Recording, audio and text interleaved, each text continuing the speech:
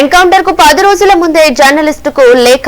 Maoist party అగ్రనేత guerrilla దాడుల వ్యూహకర్త మద్వి హిడ్మా ఎన్కౌంటర్ లో మరణించడానికి కేవలం 10 రోజుల ముందు ఆయన ఆయుధాలు వీడి లొంగిపోయేందుకు సిద్ధమైనట్లు తెలుస్తోంది.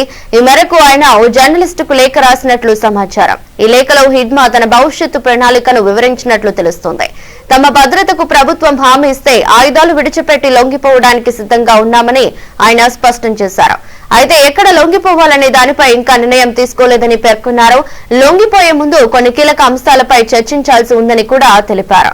ఈ విషయంపై త్వరలోనే హిందీ, తెలుగు భాషల్లో ఆడియో సందేశం విడుదల చేస్తామని కూడా హిడ్మా ఆ లేఖలో పేర్కొన్నారు. త్వరలో ఆంధ్రప్రదేశ్ లో తనను కలవాలని సదరు జర్నలిస్టుకు సూచించినట్లు సమాచారం. అయితే లొంగిపోయి జనజీవన స్రవంతిలో కలిసేందుకు ప్రణాళికలు సిద్ధం చేసుకుంటున్న తరుణంలోనే నిన్న మారేడుమిల్లి టైగర్ జోన్ ప్రాంతంలో జరిగిన ఎన్కౌంటర్ లో హిడ్మా మరణించడం గమనార్హం.